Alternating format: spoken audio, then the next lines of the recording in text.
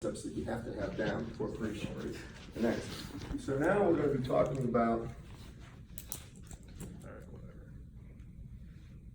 I'll try not to move too far. All right, now we're going to be talking about transmission.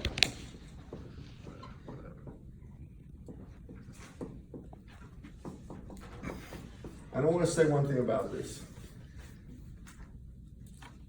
This is sort of one of the most important basic concepts for an electrical engineer to understand, because if you don't understand transmission lines and what is and what isn't a transmission line, there's a lot of problems when you design stuff, and I'll tell you, you'll get to this in a second. So what is a transmission line? It basically means any two-conductor system that has a constant cross-section. So for instance, for a T-line, if you just have two pieces of metal separated by a distance d, and they run a very long distance, that's a transmission line, an extension cord. A coax cable is another example. This is, you could say, a cord or wire. You could also have coax cable, coaxial cable, coax cable. That's like Charter or Spectrum or whatever it is that comes into your home. Coax cable is just an outer metal sheet, usually it's braided aluminum, and it's got an inner core so that you can get a voltage difference between these two. And it's got a dielectric between the two that allows more voltage to be put on that than would if it was just a vacuum and wouldn't arc over. Now, how many know what coax cable is? If you've got cable TV to your house, that cable is coaxial. All right? And usually they have a form of a connector on there. That's a transmission line. You'll notice if you cut that cable any part, it looks the same. The cross-section doesn't vary. Now, what is something that is not a transmission line? Well, if I have one wire and it's arbitrarily laid out and another wire arbitrarily laid out, that's not a transmission line in the true sense. The equations can't be used that I'm going to show you to find out. The equations I'm going to develop wouldn't apply to that, where the cross-section varies with distance. So a conic structure, if you had a cone and then a wire through the center, that wouldn't work. But constant cross-section is the key for transmission line. And what that means is if it's a constant cross-section, think of this, the wire's here. If you just have two wires that are very long, right? They got some length L. And I'm going to make one other point. And they're separated by some distance D. And that means, if you think about this, if you just took a look at this, so you got pieces of long wires separated by some distance D, you all agree that if I put a charge here, a plus minus potential, you could put charge on those. Do you agree with that? It would be a form of capacitance. That's a good way of seeing if it's a transmission line or not. If you can't, if you take a section of that, establish a charge separation, if it shorts out, it's not a transmission line. But here it is. So if you have this, well, there's one condition I'm going to tell you. For any two pieces of metal to act as a transmission line, L has to be greater than lambda over 10. It has to be greater than 1/10 of a wavelength, or the equations I'm about to develop won't work because of this. If you just have something that's very short instead of in terms of wavelength and its conductor, it looks like a short, that's it. Follow me on this? It does not look like a transmission line.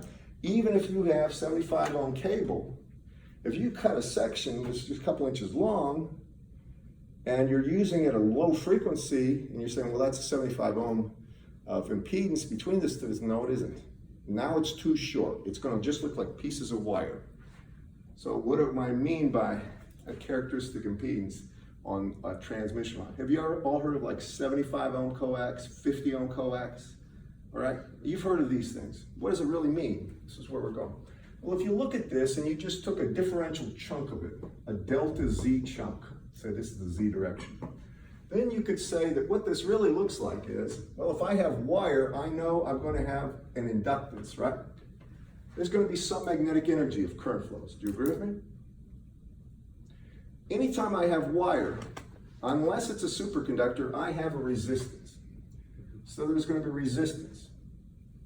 Now, if you look at this, there's something else. If I put a plus to minus voltage potential here, and I have a current I going in, if this is not a perfect dielectric, then there's going to be some bleed off of current, a delta I that would bleed off there.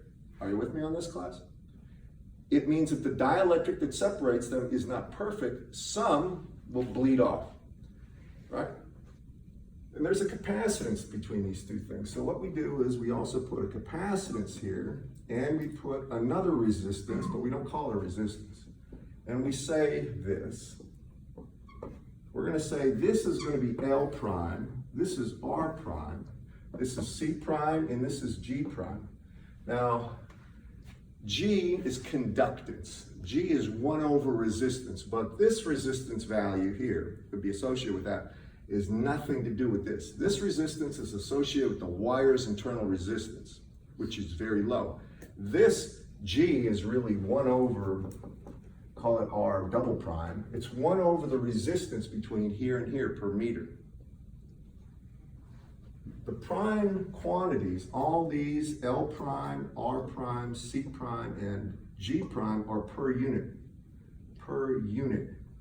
quantities. So this would be inductance per meter, resistance per meter, capacitance per meter, and conductance per meter. With me, everyone? Now, if you think about this, this is going to be a section that's got delta Z length, very small length, and there would also be a plus to minus delta V potential difference between these two.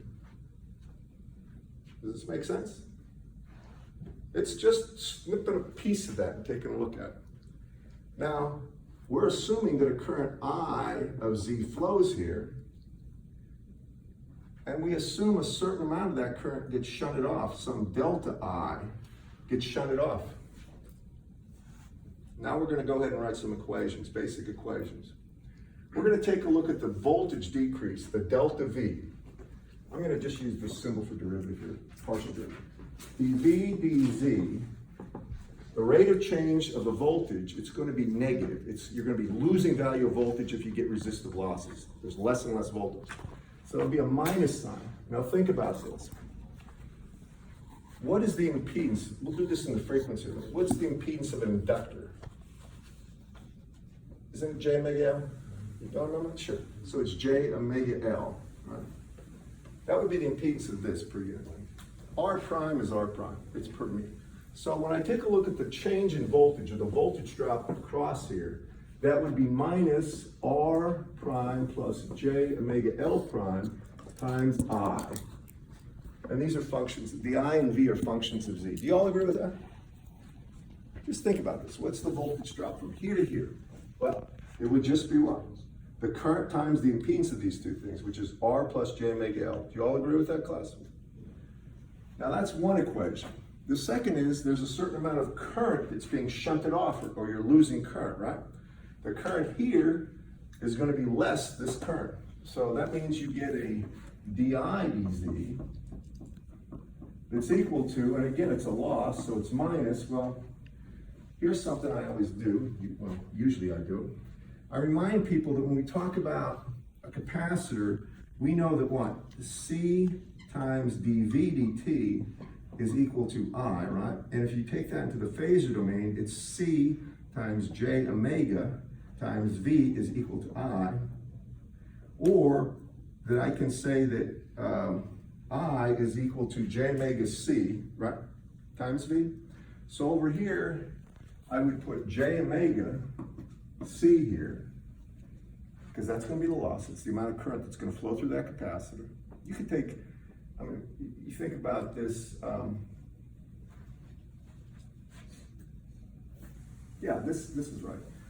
And then you would have also plus G, and these would be prime quantities, times V. Now really what I'm trying to do is define this current through here in terms of the voltage. And some people will do it this way. They'll say, well, I know capacitive reactance is 1 over J omega C, right? I know that's the impedance. So if I wanted the current, it would be V over 1 over J omega C, or simply V times J omega C. In other words, the J omega C is a multiplier on V. So now I have two equations, right, with two unknowns.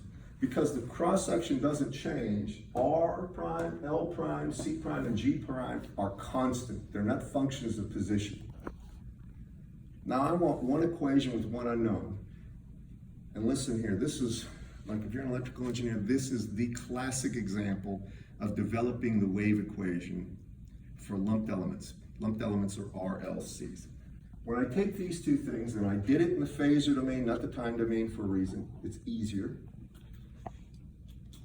If I wanted just one equation with one unknown, what is your gut feel for that? I want one equation with one unknown. Well, I'll give you a hint. How about if I take a derivative of that one with respect to z again? What do I get? Second derivative, right?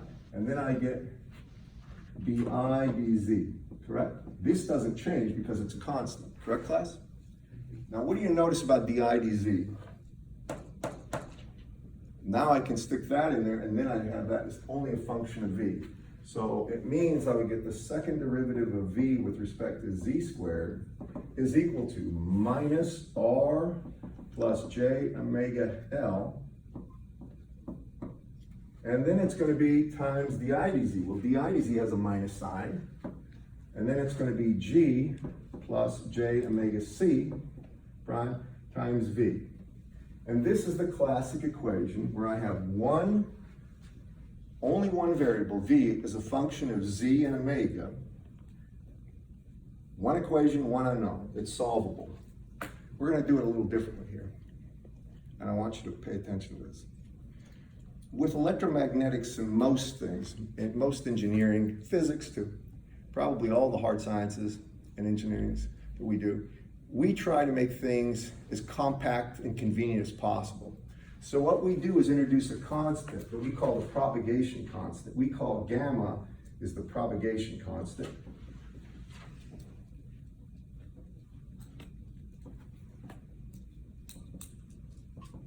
And gamma is equal to the square root, not the actual value, square root of r prime plus j omega c, or L prime, pardon me, L prime, times g prime plus j omega c prime. And it's also equal to some real value plus j beta. Now the only thing I'm doing is I'm trying to break this down for you to show how instead of writing this all the time, we're going to use only really one variable. And if necessary, we'll break it up into two. Now write this. No, I'm just trying to figure out what that variable is in the front. This, Yeah. gamma. Okay. Greek letters are used extensively for mathematics and in physics and in engineering. This is for symbols. Because it's hard to confuse that with a 7. Yeah. So I noticed that we take the square root, and in the original equation you showed us we square it again. So No, it's squared. This Yes. is going to be squared. yes. So is there a case where we're just going to be using the propagation constant by itself, or is this Yeah, just? no, you're about to see the solutions. You're ahead of me on this one. So now I have this, and write this down. Alpha is called the attenuation constant.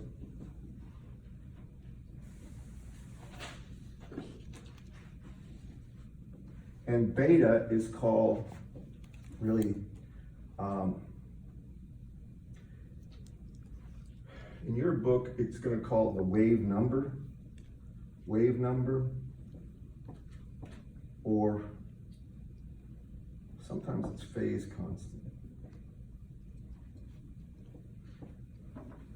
Now beta, remember, is going to be the multiplier on z, and it's when you think about that, it's proportional to wavelength is 2 pi over beta, beta is 2 pi over the wavelength. But so now we get the solution to this. Let me rewrite this equation. So then I get the second derivative of v with respect to z squared minus, because now I'm going to take this and replace it with gamma squared and then move it to the other side, minus gamma squared times v equals 0. And that's a compact form of that equation right there, because I use gamma instead of r plus j omega c, g plus j omega, r plus j omega L and g plus j omega c. I replace it with that.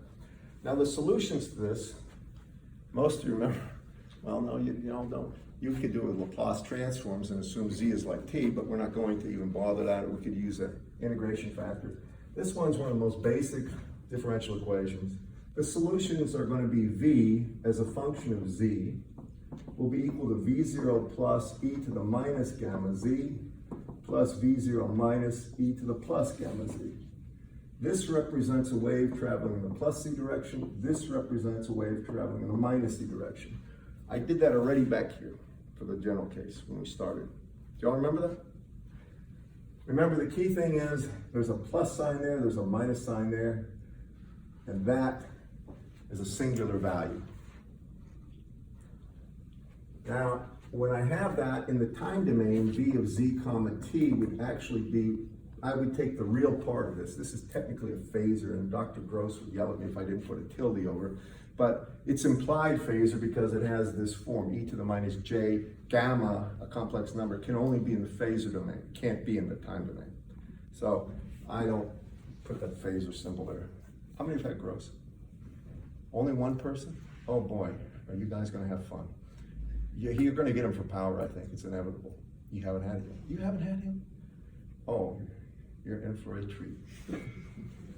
So here, it would become V0 plus. If I take this, again, since it's alpha plus j beta, and break it out that way, e to the minus alpha z cosine of omega t minus beta z plus V0 minus times e to the gamma z cosine of omega t plus beta z. This is a wave traveling in the plus z direction.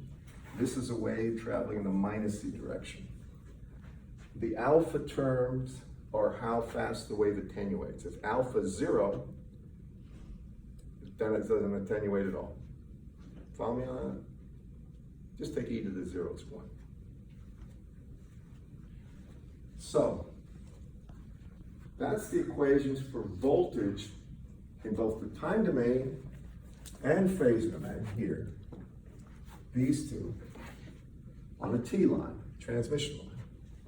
By the same token, if you listen to me, I don't have to do this, you all see how we can take this equation right here, the second one, and take another derivative of it with respect to z, and I would get this. Don't write this down, just watch. And then I would get dv dz, wouldn't I? And what do you do with dv dz? You take the original one, that was, this was just I, right? And now I take this and stick it in here, and now I have the identical equation only in I, not in V. Do you follow me on this, class?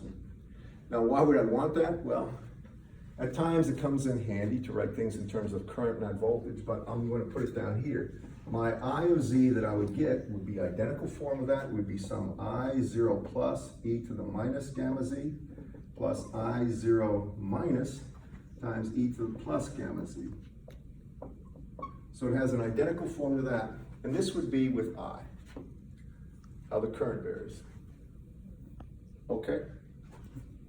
Are you with me? The whole basis of this is understanding this incremental model. That's what's called a lumped element, sometimes bulk parameter model, and from there, everything's derived. That's the way it always is done. All right. Now, keep going. You got coax in here? It's got a feed coax. By the way, this is also HDMI line is also, well, that's not HDMI. But you know, any of these lines like this that are used to communicate information are transmission lines. Twisted pair is Cat5, any kind of cat where they have a twisting. That's still constant cross section. So next.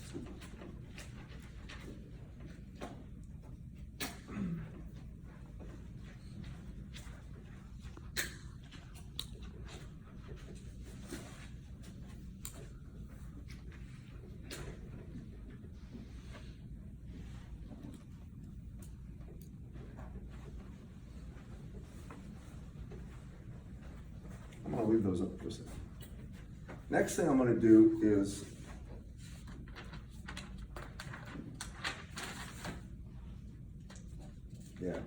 we're gonna get the characteristic impedance. You've all heard that, right? 75 ohm cable, 50 ohm cable, characteristic impedance. So write this down.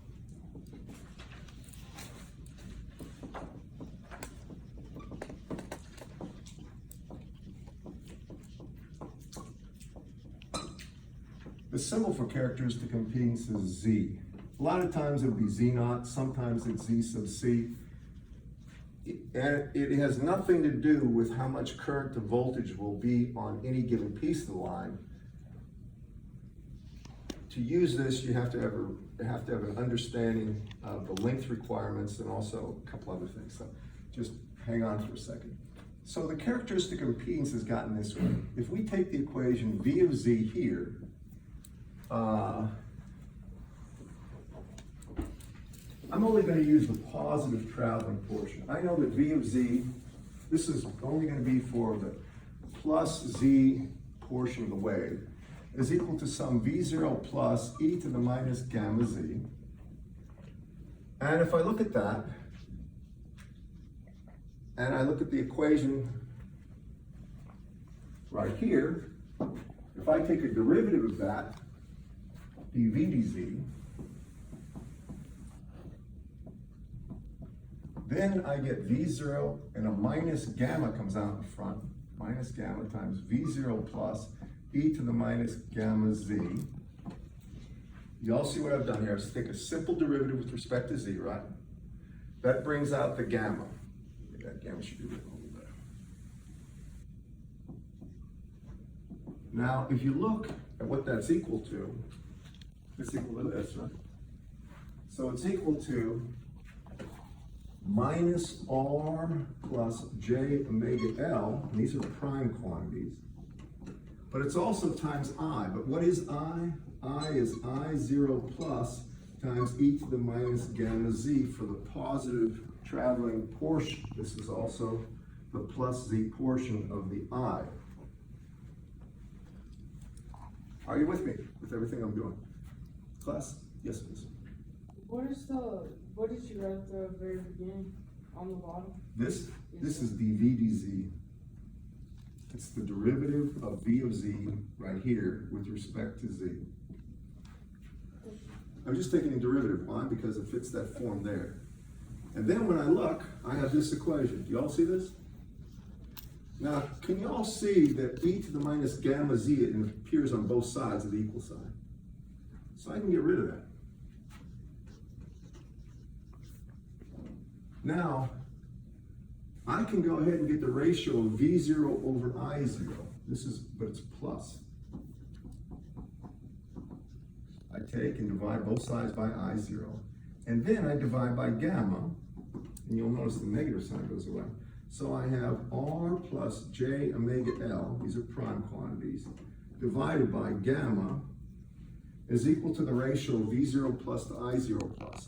Now that is the peak value of both current and voltage. And we term this the characteristic impedance, or Z naught. But it's actually Z naught plus. And take note of that. Now I'm going to condense it down a little more. So write that down. And let me go ahead in a second and add a few more things. I've always been jealous of people with neat handwriting. You two have it. My handwriting was okay at one time. There's something about getting a PhD that racks your nerves. Medical doctors that way too, they can't write. So if I take a look at this, when I look at Z naught plus, now this is the one you write down, Z naught plus, this is the ratio of voltage to current for positive going things. It's equal to R prime plus J omega L prime, right? But it's divided by gamma, and what is gamma? Well, gamma is the square root of R prime plus J omega L prime times G prime plus J omega C prime, isn't it, guys? Mm-hmm. Now take a look at that. You see something that might be worth canceling?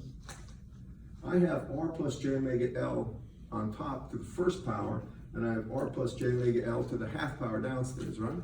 Mm-hmm. So if you divide them out, divide out by square root of R plus J omega L, you end up with this. The square root of R prime plus J omega L prime over G prime plus J omega C prime. And that is Z naught. And that is also something, well, I'll just leave this as Z naught. This is an important one. This is the characteristic impedance. So that's this. Now, after you have the characteristic impedance, I gotta say one other thing. That's the ratio of V0 plus to I0 plus, positive going. But the ratio of negative going waveform of V0 minus to I0 minus, right here, V0 minus to I0 minus is actually minus this. It's minus Z0 plus. So that's important to note that minus sign right here. And it'll become apparent why that's important in a second.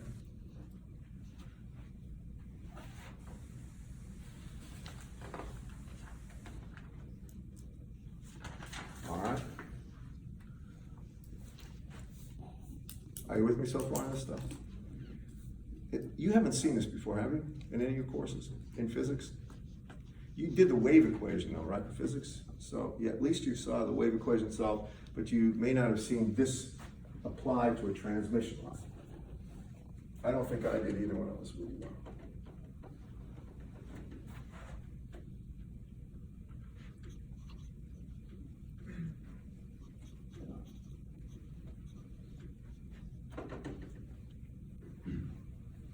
We are going to do some problems, but if I don't get through the theory on this stuff, there's really no use doing problems. If you don't know where formulas come from, they really do you no good.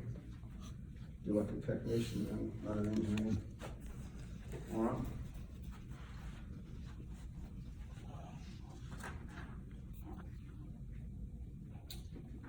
I'm going to talk about one or two other concepts that are really not, they're things that you should know, but it's worth reviewing. First, when we talk about phase velocity,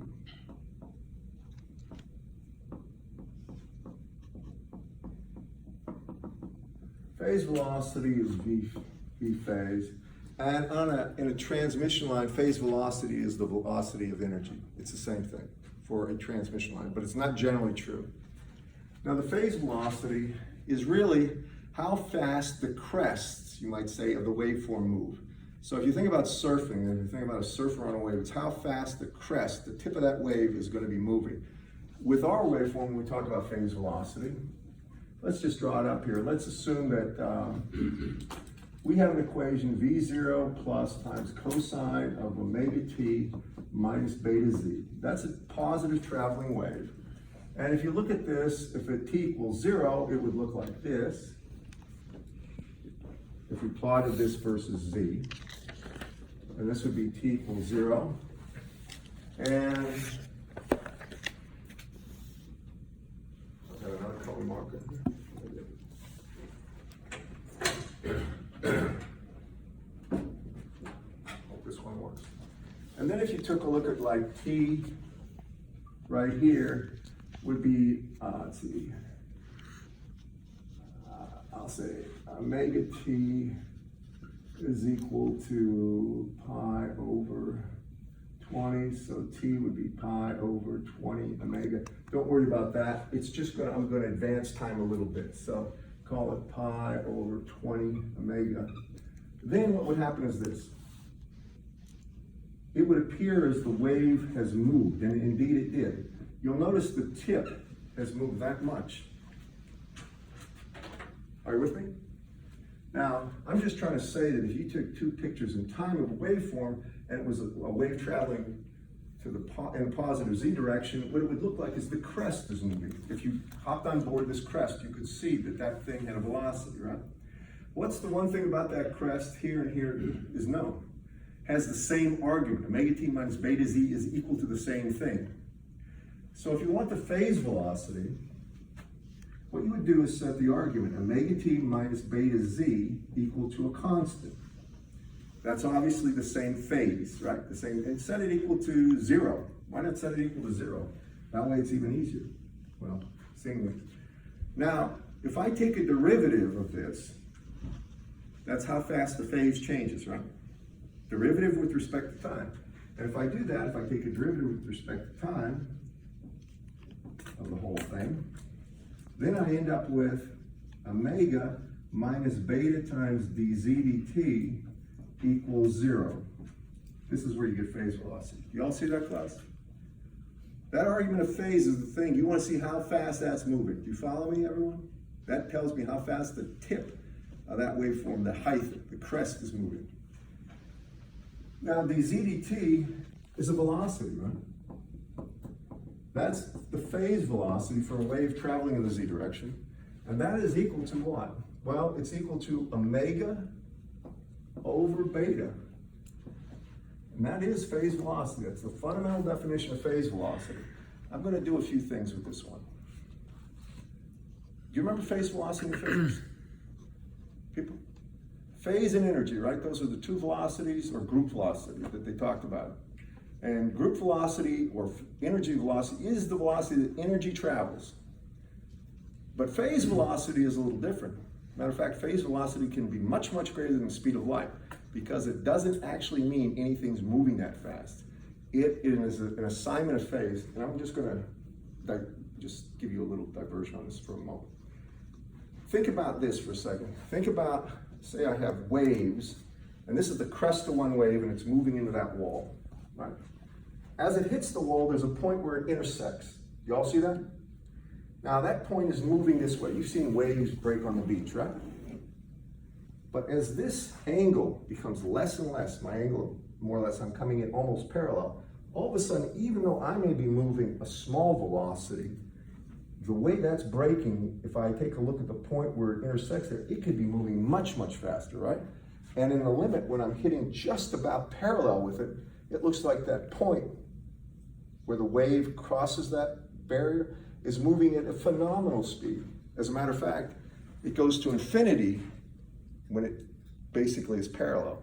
Now, what I'm talking about is a point of phase that's moving there. That is a phase velocity where think about this on the beach when the waves are breaking. The wave itself may be moving a mile an hour, but if you're at a distance and you look at the shoreline, the rate that it's breaking, as the crest is actually crashing, may be going 100 miles an hour. Follow me on this, class? That's phase velocity. Nothing is moving that fast except a point that's defined as a phase point, but nothing really is moving that fast.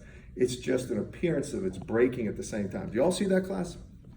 That's phase velocity in a nutshell. But for a transmission line, phase velocity is the same thing as the velocity of energy, and that's important. So that's phase velocity. Now, we'll take a look at something. Suppose we have a lossless transmission line.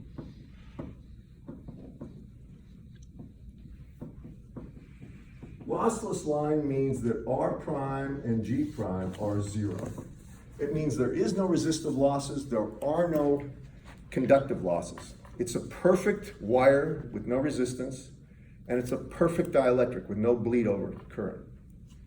So if you have that, then when you look at gamma equal to the square root, now there's no R, so it's just J omega L, right?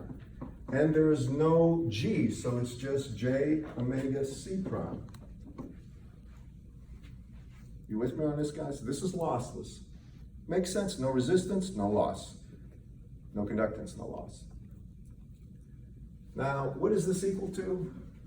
You all see J omega comes outside, right? Because I have J omega squared, right? And then I have times the square root of L prime C prime. Now, what was gamma in the first place? It was alpha plus J beta, right? So you can see that beta is omega times square root of LC because that is the coefficient of J. And there is no alpha here is 0. Alpha for this one is 0. There is no alpha. So when I take a look at this, I note that beta is equal to simply omega times square root of LC. This is for the lossless case. And now take that and put it in here. What do you see? That V phase becomes, well, it's omega over beta, but beta is omega times square root of LC, so phase velocity is 1 over the square root of LC. These are per meter quantities. And that's what the phase velocity on a transmission line is. Now, sometimes you don't have that. I'm just this is a little further down the field, but this is something you should know.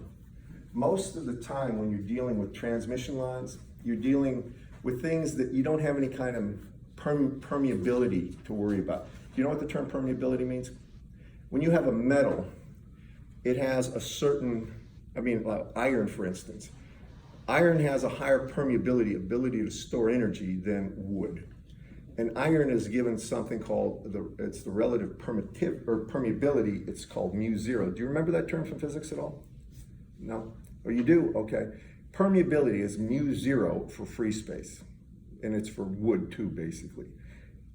The relative permeability is the multiplier on that says how much better it is at storing energy, magnetic energy, than free space. So there's mu relative to go 1, 2, 3, 4. Well, we don't have to worry about that with any kind of transmission line effects. You don't worry about any permeability. You worry about something called permittivity. Do you remember permittivity? Permittivity is something that you define in terms of the dielectric's ability to store energy.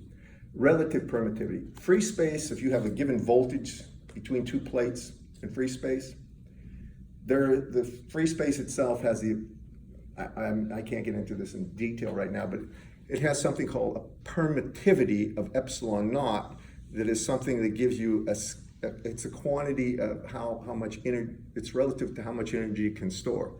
Now, if you put plates in there with a relative permittivity of 10, it means it can store 10 times as much energy for a given voltage. You follow me on this? Now, this is downfield, but I gotta tell you one thing. When you talk about phase velocity and not L's and C's, but rather intrinsic parameters, those means parameters dealing with the material, not the overall capacitance or inductance, but the material itself. Generally speaking, phase velocity for a lossless transmission line, write this down. This is going to be for lossless transmission line, is given as C over the square root of epsilon relative. We'll prove this later. And C is the speed of light. And we use 3 times 10 to the 8th meters per second for the speed of light. And epsilon relative would be the relative permittivity of the medium. Now I say that now because Dr. Wentworth's book does assume you've been exposed to this in physics or somewhere. He talks about it a little bit. I'm going to tell you there's more to this. I can't develop everything right now. That comes at a later point in chapter, or actually the next chapter. So that's phase velocity. And the last thing we're going to talk about is power, transmission. Now power is something that you've been exposed to in Dr. Irwin's class. Do you remember what your definition of power was, anyone? Power that's being dissipated by a resistor, anyway. V times I that's really the most generic form, right? Voltage times current, and it's assuming voltage and current are DC. Then there's terms like RMS, right?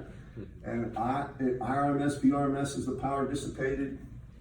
But then you were taught that if you have standard phasor notation, you have magnitude and angle of voltage and current. You have to take V times I conjugate, if you remember that, right? And you have to take the real part of that and 1/2 of that, because those I and V are not the RMS value, but the peak value. And you remember the relationship between peak and RMS was the square root of 2. Peak, right, divided by square root of 2 was RMS, and RMS was the useful one. So here's where we're gonna have a little more fun.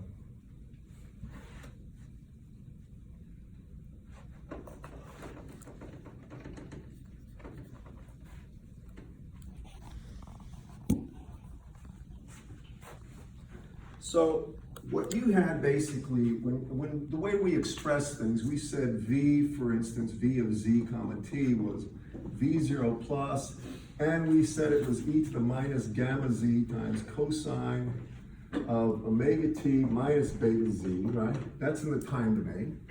And this same thing in the frequent, or in the phasor domain would be V, and I put a tilde on there for Dr. Gross's sake, times V0 plus e to the minus gamma Z times e to the minus J beta Z.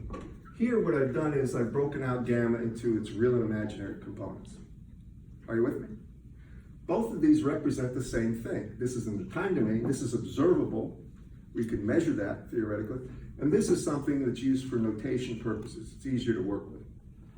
Now by the same token, We also have something where we have an I, and I'm only gonna put I of Z here.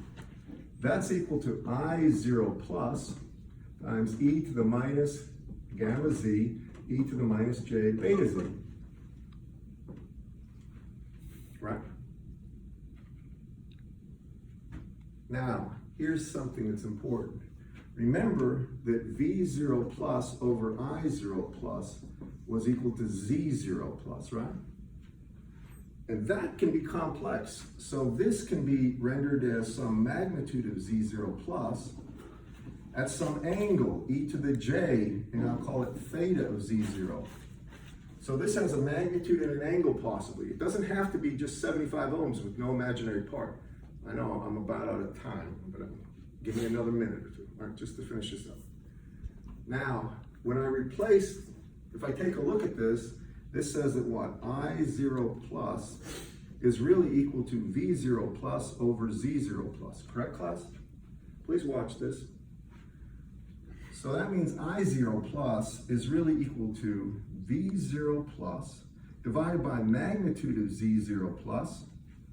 And you'll notice the phase angle is down here, e to the j, the angle theta of Z. Now it comes up here and it becomes e to the minus j theta of Z. Okay? The angle, if you have 1 over, say if you have 1 over e to the j 30 degrees, that's equal to e to the minus j 30 degrees. So I can replace this and say this is really V0 plus over the magnitude of Z0 plus times e to the minus alpha Z, and then it's times e to the minus j beta Z, but also beta Z plus theta. Because, or theta, and this is associated with the angle here. Because it's negative, right? Now, we take a look at power based on this.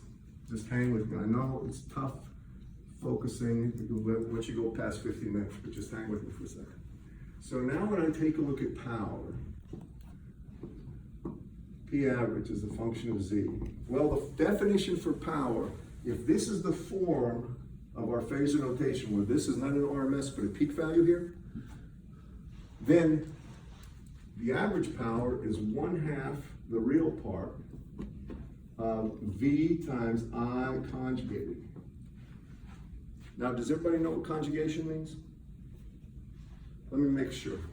If I had A equals 10 at an angle of 30 degrees, what is A conjugate? The symbol for conjugation is an asterisk, superscript. Magnitude would still be 10, right? What about the angle? It would be e to the Negative. minus j 30 degrees. Follow me? If I had 1 plus j2, what is the conjugate of that? 1 minus j2. That's right, 1 minus j2. So when I look at this, my average power is 1/2 the real part of V, just let me finish this, right here. So it's going to be V0 plus e to the minus gamma Z, e to the minus j beta Z, and it's times I conjugate. So I take this, and when I conjugate it, I get V0 plus over the magnitude of Z0 plus. I still get e to the minus gamma Z, minus alpha Z, but when I conjugate, that changes that sign. So it's e to the j plus beta Z and e to the j plus theta of Z. Now the only thing I've done is take the conjugate of this value of I to put it in here. Bear with me on this and I'll let you go. Are you ready? Just hang in there. Now, what do you see happening with e to the minus j beta Z and e to the plus j beta Z? They cancel, don't they? It gets rid of that phase. Do you all see that, class? What I'm left with is V0 squared over Z0 magnitude, and it's the real part of that, which is the cosine. So let me just put it down for you. I have 1/2 magnitude of V0 plus squared over magnitude of Z0. And then it's going to be times the e to the minus 2 alpha Z times cosine of the angle associated with the actual characteristic impedance, and that's the average power that's flowing not being dissipated at, but flowing through the actual transmission line. By that I mean this: if you have a transmission line, 2 wires, like so, and I cut it right there at this point Z, this value tells me how much power is flowing by, not being dissipated at. It's important. You follow me? All right, I'll let you stop there. I'll give you some homework with solutions. Do me a favor, get the book before Monday. All right, and just get it if you can. If you're gonna, I know there are probably cheap ones. Do you have any questions, by the way? Thank you guys for taking this. And can you guys see me right after this class, and we'll try to figure out how we're gonna put it online. Any questions at all?